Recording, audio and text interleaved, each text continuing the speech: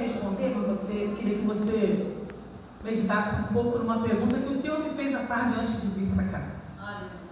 Você sabe qual é o valor, verdadeiramente qual é o valor que você tem para Deus?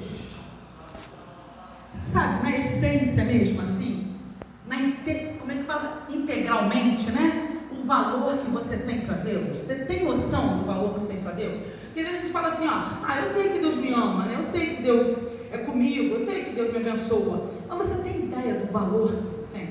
Porque nós vamos hoje ouvir a história de um homem que ele não sabia o valor que ele tinha para Deus, né? Ele deu um pouquinho de trabalho para Deus. Eu acho que só eu e ele que deu um pouquinho de trabalho para Deus. Vocês acham que não dão, não. Eu dou um pouquinho. A gente vai falar sobre Gideão. E está lá em Juízes 6. A gente vai ler alguns versículos de Juízes 6. Era um homem que verdadeiramente ele, até ter um encontro com o Senhor, ele não sabia efetivamente o valor que ele tinha. Juízes 6, a partir do 1, fala assim: porém os filhos de Israel fizeram o que era mal aos olhos do Senhor, e o Senhor os deu nas mãos dos midianitas por 7 anos. E prevaleceu na mão dos midianitas sobre Israel, fizeram os filhos de Israel para si, por causa dos midianitas, as covas que estão nos montes, as cavernas, as fortificações. Porque sucedia que, semeando Israel, os midianitas e os amalequitas, e também os do Oriente, contra eles subiam, e punham-se contra eles em campo, e destruíam os frutos da terra, até chegarem a Gaza, e não deixava nenhum mantimento em Israel, nem ovelhas, nem bois, e nem jumentos. Vamos para o 11, queridos, capítulo 6, versículo 11. Então o anjo do Senhor veio e assentou-se debaixo do carvalho que está em Ofa, que pertenceu a Joás, a Biesrita, e Gideão seu filho, que estava malhando trigo no lagar, para o salvar dos medianitas. Então o anjo do Senhor lhe apareceu e lhe disse: o Senhor é contigo, homem valoroso. E algumas versões falam: o Senhor é contigo, poderoso guerreiro. Mas Gideão respondeu: Senhor, se o Senhor é conosco mesmo, por que tudo isso nos sobreveio? E o que é feito de todas as suas maravilhas que os nossos pais nos contaram, dizendo: não nos fez o Senhor subir do Egito? Porém agora o Senhor nos desamparou e nos deu nas mãos dos medianitas. Então o Senhor olhou para ele e disse: vai nesta tua força e livrarás Israel das mãos dos medianitas. Porventura não te enviei eu? 16. O Senhor lhe disse: porquanto eu hei de ser contigo, tu ferirás os medianitas como se fosse um só homem.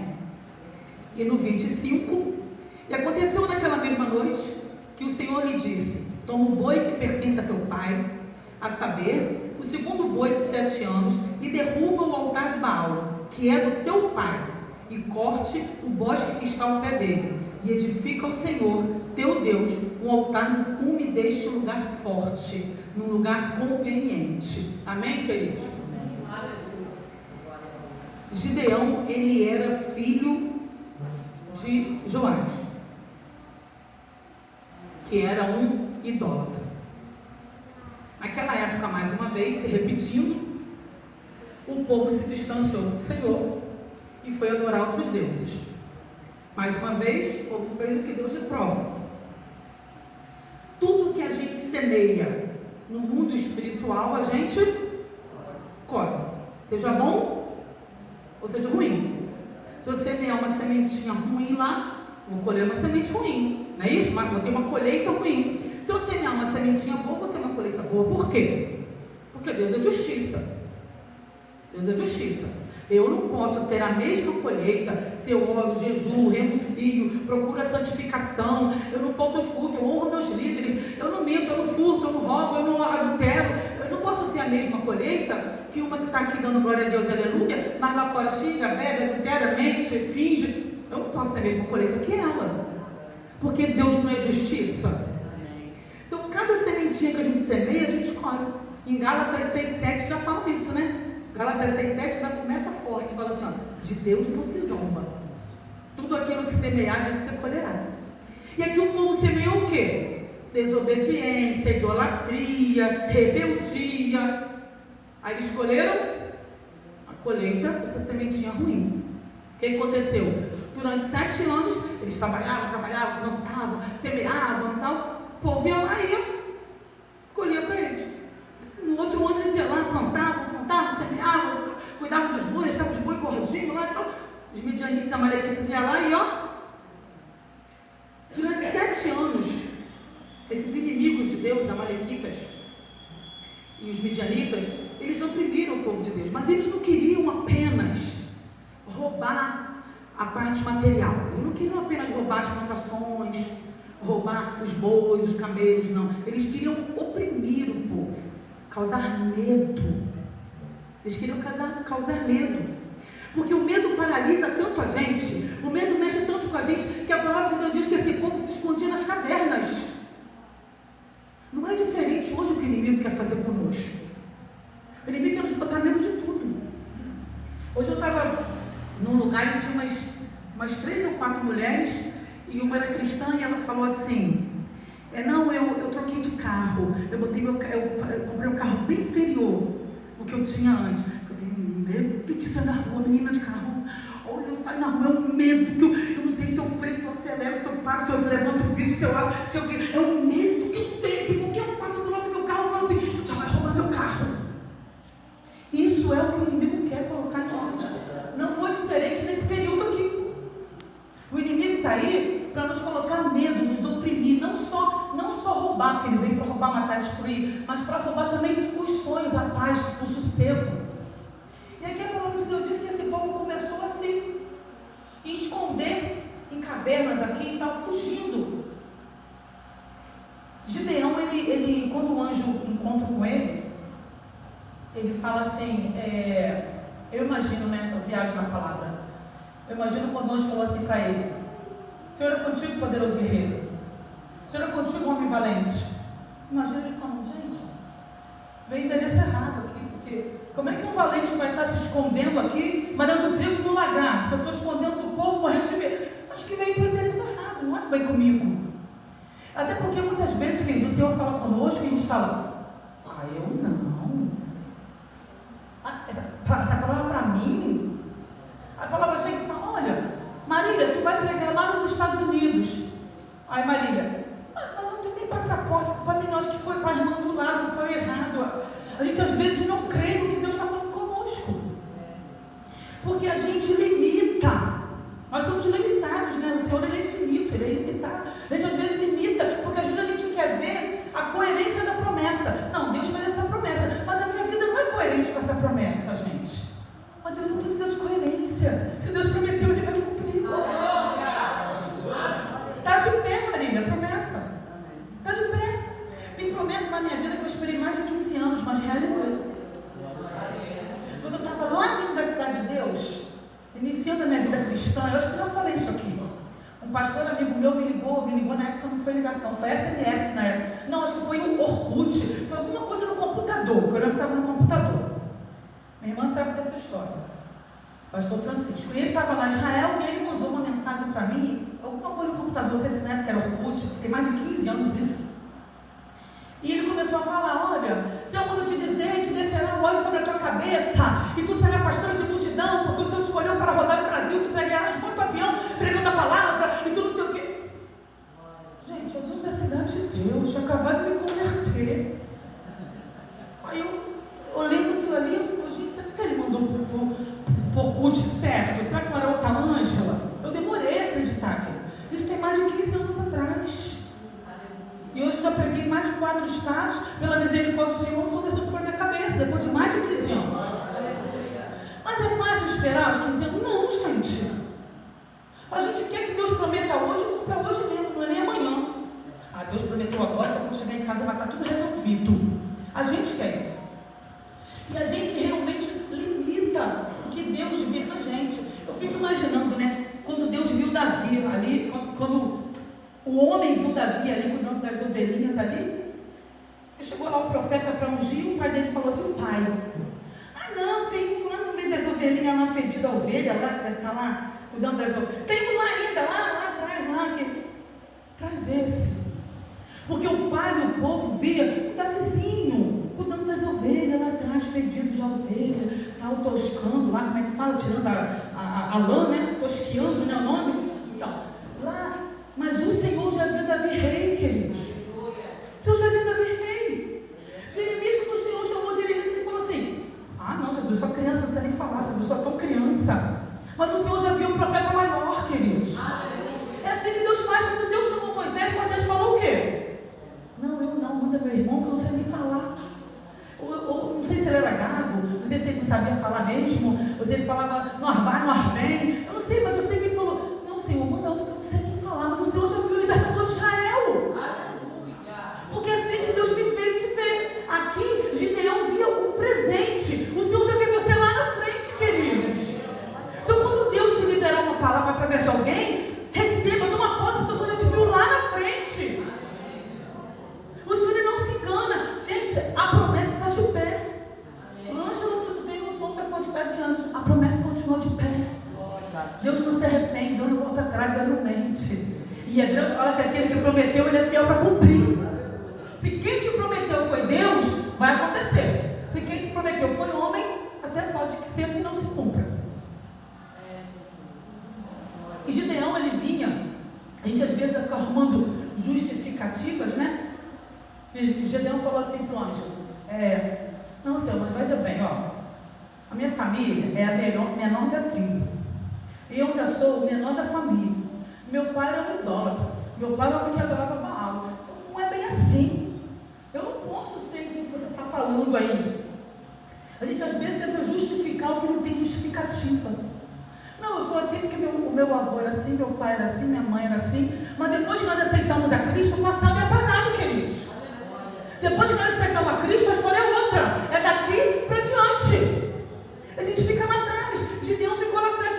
Ah, Senhor, mas é aquele Deus lá do meu pai, lá do meu avô, que falava comigo essas coisas. O Senhor fala assim para Gideão: eu não quero mais saber do teu avô, do teu pai, eu quero saber de você.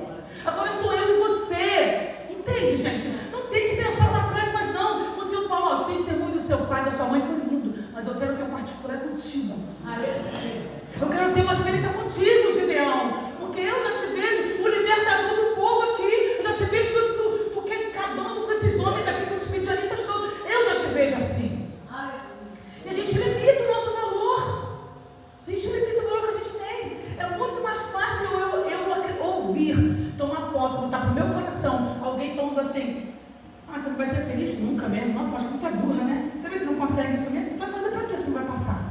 Ah, tu não consegue. É muito mais fácil a gente colocar isso no coração do que o Senhor falar: te levantarei uma grande mulher de Deus, te levantarei um homem de palavra, colocarei você nas nações, te levarei a tal. É muito mais fácil a gente ficar no ouvido do que o homem fala, gente. Por quê? Porque Deus vê muito além. Porque os pensamentos e os sonhos do Senhor são muito além. Ele ficava arrumando justificativa lá da família dele. Eu não, Senhor, como eu? Minha família é tão pequenininha, eu sou o menor. Não, tem alguma coisa errada aí, Senhor. E olha que tremendo. Acho que é o 11 que ele fala isso, né? Gideão, seu filho, estava malhando trigo no lagar para salvar os midianitas. Os midianitas oprimiram Gideão de uma forma, colocaram medo nesse homem de uma forma que, gente, malhar trigo era na eira. Eira era no pico de um morro. Porque eles pegavam a peneira e ficavam fazendo assim, para soltar a palha. Aí vinha o vento, no pico do morro, ajudava a palha a sair. E na peneira ficava o trigo. Lagar era um buraco na caverna, onde o povo amassava uva para fazer o vinho. Eu fico imaginando como é que Gideão estava dentro de uma caverna, no escuro, balançando aquela peneira lá, não tinha vento nenhum. Ele devia ficar soprando o tempo todo lá, para ver se as palhinhas saíam. Olha o trabalho que estava para Gideão. Olha o desgaste que o inimigo nos dá quando a gente escuta o inimigo. Olha o desgaste que a gente tem, olha o trabalho que a gente tem quando a gente ouve a voz do inimigo. Porque esse povo aqui, durante 7 anos, eu imagino eles chegando lá e falando: bora, me passa tudo aí, você não vale para nada, você não presta para nada, nós somos os bons mamães, nós somos os bons, bora, passa.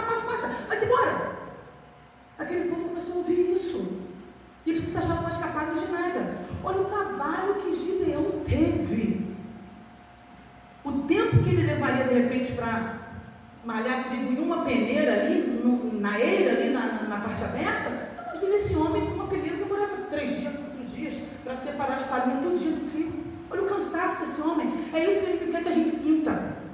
Medo, se esconder na caverna, cansaço, trabalho, é isso que ele quer. Mas, querido, você tem que entender que hoje o Senhor fala que você é poderoso guerreiro, poderosa guerreira. Ele fala que Ele é contigo, Ele já te viu lá na frente. O que Ele prometeu, Ele vai cumprir. Creia, está de pé. É difícil às vezes enxergar? Gente. Porque como eu falei, a gente já é com esses olhos aqui, ó. A gente, como falou o pastor Leandro aqui, a gente não exercita a nossa fé. Não, eu tenho fé, mas quando chega a luta, cadê a fé, gente? Cadê a fé? É muito mais fácil eu falar para a irmã, vai, Selma, em nome de Jesus, tu vai conseguir, Selma, porque Deus é contigo, Selma, tu é uma mulher de Deus, tu é cheia de unção. Mas quando acontece comigo, gente? Quando acontece comigo, eu olho no espelho e falo isso? Eu não sei vocês. Mas quando acontece comigo, eu continuo crendo no poder do meu Deus. Mas todo esse ímpeto de falar, vamos orar, irmão, vou orar com você agora, vem cá, glória a Deus, aleluia. É difícil para a gente, querido, é muito difícil. E Gideão estava passando por esse processo. E o processo não é fácil, não. Essa frase de que só chega no propósito quando passa pelo processo, misericórdia, Jeová. O processo não é fácil, não. Agora eu me lembrei de Jó. Jó, o primeiro capítulo de Jó é muito lindo, né? Jó era um homem temente a Deus, Jó era um homem íntegro, né? Jó tinha família, tinha filhos, muito rico. Não era assim o primeiro capítulo de Jó? O 42, que é o último, para mim é muito lindo. Deus restituiu tudo que ele tinha foi em dobro, conseguiu ter as filhas de novo. Os filhos, não é lindo também o último, 42? Mas entre o 42 teve um processo. Na nossa vida, entre, como fala aqui, o choro dura uma noite, mas a alegria vem pela manhã. Muitas vezes entre o choro da noite e a alegria pela manhã tem um processo. Mas que vai chegar a bênção, chega. Só que a gente quer para hoje, a gente não sabe esperar. Aí eu fico me lembrando, a mulher do fluxo de sangue esperou só 12 anos. A mulher encurvada esperou só 18. O homem do tanque de Betesda esperou só 38. E a gente quer para hoje. A gente quer hoje. Orar hoje pode ser hoje. O tempo de Deus é diferente, queridos. Olha, eu falando isso aqui, vou dizer algo para vocês. Deus teve que amassar o vaso. Porque mais ansioso do que hoje, não tem ninguém que me sustentar.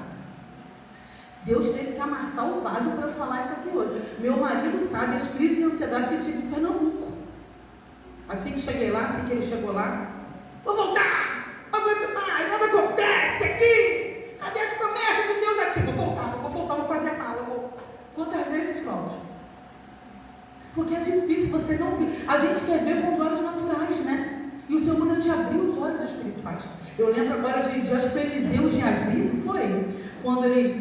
Quando Geazi olhou, né, o servo olhou e falou, caramba, meu líder, o negócio é o seguinte, a gente já perdeu. Olhou com esses olhos aqui. Aí olha o que o líder faz, coisa linda. Senhor, só abre os olhos dele só para que ele veja. Só faz isso só, Senhor, só abre os olhos dele. Na hora ele, eita, como tem cavalos e cavaleiros aqui, ó. Meu Deus, é muito, já ganhamos, é nós agora, vitorioso. Porque abrimos os olhos espirituais. Eu tenho pedido muito isso ao Senhor. Nas minhas orações eu tenho pedido muito, Senhor, abre os meus olhos espirituais. Eu quero ver. Eu quero ver o que tu tem para mim. Eu preciso ver. Eu preciso exercitar minha fé a ponto de acreditar que aquilo ali vai acontecer mesmo, ao ponto de eu visualizar o meu milagre. Eu quero visualizar o meu milagre, gente. E isso é fé. E a palavra diz que a gente só agrada a Deus com fé. Porque sem fé a palavra de Deus diz o quê? É impossível para mim. A gente precisa tomar posse do que realmente a gente é, sabe? Mais uma vez Deus me lembra Jó, que é um dos livros mais difíceis que eu tive para ler na minha vida, minha irmã sabe? Eu comecei a ler o livro de Jó pelo menos umas 10 vezes, não conseguia terminar, porque eu questionava, como assim, Deus? Como assim tu permitiu o diabo tirar tudo de um homem que era teu filho, que era teu servo? Até eu, que era uma mulher, eu cansei de falar aqui, que orava o enfermo ficava saudável, e eu tenho câncer, mas vai falar, vai morrer. Aí eu falei, Deus, não foi só com o Jó, foi comigo também. Então, até eu passar por isso, eu questionava muito Deus, como tu permitiu o diabo tocar em Jó assim? Você está falando que ele era íntegro e reto. Então,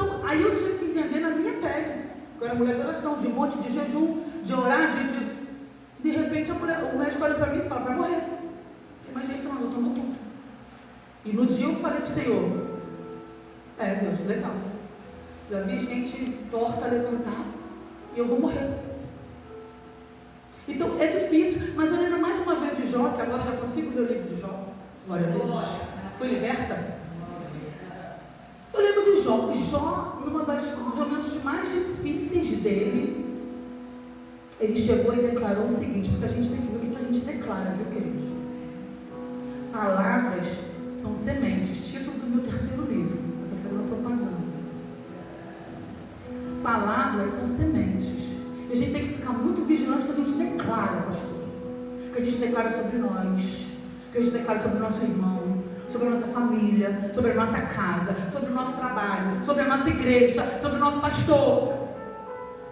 A gente tem que ficar muito vigilante que a gente declara. Jó, num dos momentos mais difíceis de Jó, Jó chegou e falou assim, eu sei que meu Redentor vive e em breve ele se levantará. Mas Jó estava se coçando com telha, não tinha mais nada. Mas ele declarou e falou, eu sei que ele vive, eu sei que ele está vivo, e eu sei que ele vai se levantar em meu favor, eu sei disso. A gente precisa entender, Davi, quando ele estava cercado de inimigos, ele fez o Salmo 23, cercado de inimigos a ponto de perder tudo, ele fez o Salmo 23, peraí, não, o Senhor, ele é o meu pastor e nada vai me faltar. Eu posso estar cercado de inimigos, mas não vai me faltar nada. É assim que Deus faz, querido. Eu fico pensando, Paulo, né, foi tão perseguido depois que virou Paulo, né, história de Saulo, e Paulo falou, como é que ele falou que no final ele fala assim, meu Deus é poderoso, eu sei em quem tenho crido, e sei que ele é forte e poderoso. Paulo estava sendo perseguido. Então a gente precisa começar a vigiar o que a gente anda declarando nos momentos de crise. Isso, como o pastor Leão estava aqui, ele orou e falando que era a espada de dois gumes, primeiro realmente veio para mim. O Senhor tem colocado muito na minha mente, vou dizer assim, né? Tem trabalhado muito em mim o que realmente eu declaro em momentos de crise, momentos difíceis. Gente, eu cheguei no Recife, eu parei sei lá quantas vezes no UPA, era uma doença atrás da outra, uma doença atrás da outra, uma doença atrás da outra. Eu falei para o Cláudio, amor, no Rio eu tenho meu plano de saúde, aqui eu não tenho, eu vivo em UPA. Falei, que isso, meu Deus? E sempre quando eu começava a questionar o Senhor falava, opa, vigia o que tu está falando, vigia o que tu fala, porque realmente palavras são sementes. A gente tem que ficar vigiando qual é a semente que eu tenho lançado na minha vida. Apesar de que Deus é tão misericordioso, que mesmo Gideão falando em outras palavras, Senhor, acho que tu errou o endereço, não é bem comigo não, o Senhor teve misericórdia dele e fez ele realmente derrotar os midianitas como se fosse um só homem. Esse homem derrotou 135.000 com 300. Aí eu vou falar de novo o que eu falei antes. É coerente com a realidade? Não precisa ser coerente com a tua vida, a promessa. Ela vai acontecer. Mas, Ângela, cada vez que passa parece que piora. Ela vai acontecer. Você vê com os teus olhos aqui, naturais. Começa a pedir a Deus para ver com os teus olhos espirituais e visualizar. Visualiza. Aprendi com a minha irmã. Deixa uma cadeirinha vazia do lado aqui, é do marido. Deixa a cadeirinha vazia do lado aqui, é do filho. É do primo, é do sobrinho, é da esposa. Deixa a cadeirinha aqui vazia do lado. Vai tomar ceia, toma metade da ceia, não é isso, irmão? Isso. Toma metade do suco de uva, a outra metade, Senhor. Isso aqui é do varão, isso aqui é da varoa, isso aqui é do meu filho, isso aqui é da minha filha. É isso aí. Isso é exercitar fé, queridos. Exercitar fé. Hoje o Senhor quer falar comigo, com você, o seguinte: o que você pensa de você? Eu fiz uma dinâmica lá, acho que tinha só a Luara e a Adriana, se não me engano. Eu fiz uma dinâmica lá na Evelyn, né, no Pérola, e dei um espelhinho para cada um. Falei, o que você fala para essa mulher? O que você tem para dizer para essa mulher? Porque eu tenho dificuldade de mirar no espelho e falar comigo mesmo. A minha irmã é uma benção. Minha irmã, todo dia ela fala com ela mesma no espelho, ela fala fora do espelho, ela conversa com ela, ela briga com ela, fica de bem com ela. Minha irmã é assim. Eu tenho dificuldade de mirar no espelho e falar comigo. Estou aqui confessando. E quando o Senhor me deu essa dinâmica para o Pérola, eu falei, mas Senhor, logo essa que eu tenho dificuldade de fazer, né? Você falou, vai, se olha aí. Eu tive dificuldade, queridos. Eu tenho que confessar numa boa, não tenho nenhuma dificuldade disso. Eu tive dificuldade de olhar no espelho e falar algumas coisas para mim.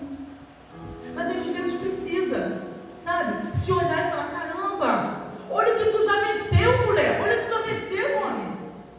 Caramba, glória a Deus. Olha o que Deus teve contigo em todos os momentos. Tu nunca teve sozinha não, senão você não estaria de pé agora. Caramba, então Deus é comigo. Então eu tenho valor para Deus. Deus me ama, eu sou princesa, eu sou príncipe, oh, glória. Porque a gente se olha e fala, mulher então, né? Os homens aí fecham os ouvidos. A mulher olha, nossa, como eu engordei, né, gente? Essa taça de fiozinho branco. Olha a ruga, gente, daqui. Eu tenho que fazer uns negócios, puxar. A gente às vezes olha o externo. A gente às vezes se preocupa muito com o externo. Mas quando ele fala aqui, quando o Senhor manda aqui, para a gente finalizar, quando o Senhor manda aqui, Gideão derrubar o altar de Baal, isso é muito forte. Antes dele mandar construir um para ele manda derrubar o de Baal. Baal é aquilo que quer tomar o lugar da adoração de Deus. Ele queria tomar o lugar da adoração de Deus. Ele fala, peraí, antes de construir um para mim, e antes de você me dizer todos os midianitas, você vai derrubar o altar de Baal. O Senhor hoje pergunta para mim e para você, o que está tomando o lugar da adoração de Deus no teu coração? Qual é o altar que está aí no teu coração tomando o lugar da adoração de Deus? Porque, queridos, me lembra mais de uma vez lá também, em 1 Reis, e eu falei isso também com Pelas, quando Elias foi lá e derrotou os 850 profetas de Baal e de Aserá, né? Antes dele derrotar, antes dele ver fogo descer e consumir o holocausto, a água, as pedras e tudo, o Senhor falou assim para ele, vai lá e restaura o meu altar que está quebrado. Para a gente viver um milagre, para a gente ver o fogo descer, para a gente derrotar os inimigos, precisamos restaurar o altar. Precisamos observar o que está tomando o lugar de Deus e derrubar esse altar de Baal. Não é apenas imagem, não. Não, mas eu não adoro imagem nenhuma, pastor. Eu não adoro, não tem altar aqui nenhum, não. Não tem altar de fogo, não é isso não. É tudo que toma o lugar de Deus no teu coração. A primazia do Senhor, a adoração do Senhor, é teu filho, teu marido, tua mãe, teu trabalho, seu dinheiro, é seu carro, é sua casa, é o quê? Para a mulher, muitas vezes, é até sapato e bolsa. Não, olha, tira tudo, meu irmão, tira minha roupa do meu sapato, não. Pode não, gente. Que a China agora vai cobrar taxa, eu não posso mais comprar. Então, o que está tomando o lugar de adoração do Senhor? Qual é o altar de Baal que está sendo derrubado hoje, para que você vença os inimigos? O que está quebrado no seu altar, que precisa ser restaurado hoje, para que você veja fogo cair do céu e milagre acontecer? Hoje é dia de conserto, querido, para mim e para você. Porque Deus é um Deus de oportunidade, de nova chance, de perdão. Deus é um arrependimento. Deus escreve nova história. Deus sempre está nos dando uma nova oportunidade hoje, é mais um dia. Tudo com Deus tem solução. Ah, Ângela, mas você falou agora, eu lembrei que eu fiz tanta coisa errada lá atrás. Tudo com o Senhor tem solução. Se houver um arrependimento genuíno, o Senhor perdoa e reescreve a tua história. Mas a gente precisa reconhecer. Qual é o mais difícil, queridos? Reconhecer que está em pecado. Porque a gente tenta mascarar o tempo todo. Às vezes a gente vê aquela crente religiosa que fala assim, eu não peco não, porque eu não mato, eu não me prostituo, eu não roubo, então eu não peco não. Às vezes a gente quer botar uma máscara de santidade. Sabe? Eu aprendi, já falei aqui várias vezes, que pecado tem nome. E a gente é perdoado quando a gente declara para o mundo espiritual ouvir o nome do nosso pecado. Porque é muito fácil falar aqui, Senhor, perdoa a multidão dos meus pecados. Que multidão? Senhor, me perdoa a preguiça, a mentira, o adultério, a prostituição, a fornicação. Senhor, me perdoa esse pecado, Senhor. Aí, além de você receber o perdão de Deus, você pisa no diabo. Então hoje, queridos, é dia da gente ter restauração de altar. É dia de arrependimento, é dia de conserto. É mais uma oportunidade que Deus nos dá. Nós não sabemos se vamos amanhecer amanhã. Isso não é um jargão do povo, não. É uma realidade. Nós não sabemos se vamos amanhecer amanhã. Então, eu fiquei um dia, eu estava lendo estava ouvindo uma pregação sobre a volta de Jesus, e o pastor perguntou, se Jesus voltar agora, tu sobe? Gente, aquilo foi forte para mim. Falei, Senhor, tenho que perdoar uma pessoa ainda, Senhor. Volta agora não, me ajuda a perdoar essa pessoa ainda, Deus. Porque se a gente se analisar bem mesmo, analisar bem, Jesus voltar agora, a gente vai subir? Direto. Como é que está o meu altar, o meu coração? Porque antes do altar era construído. Depois de Jesus, nosso altar é o coração, onde mora o Senhor. Lugar de adoração, lugar de oferta, lugar de renúncia. É o nosso coração. Como é que está meu coração hoje? Se Jesus voltar hoje, à noite, eu subo direto. Porque não haverá tempo. Não haverá tempo. Eu falar, Senhor, já que tu voltou, peraí, espera um minutinho. Agora tu me perdoa. Eu vim lá pedir perdão à minha irmã. Rapidinho, Senhor, espera um momentinho. Eu vou lá me consertar. Não haverá esse tempo. Por isso temos que aproveitar cada oportunidade. Eu falo muito com Cláudia. Assim que eu me converti, hoje em dia eu também sou assim, eu tenho que me segurar. Porque na igreja que eu for, eu falo assim, vem aqui na frente orar por saúde. Vem aqui na frente para orar por bênção. Vem aqui na frente que eu tenho negócio para entregar. Para orar. O pastor já fala, vem aqui na frente quem quer oração, eu não quero nem saber qual motivo, eu estou lá. Porque eu creio que em todo momento o Senhor me dá a oportunidade de me consertar. Todo momento o Senhor me dá a oportunidade de me arrepender. Sabe? De pedir, Senhor, tenha misericórdia. Senhor, limpa isso da minha vida. A gente sempre vai ter algo, queridos, a pedir perdão ao Senhor, sempre. Porque eu acho que só eu aqui que pego todos os dias.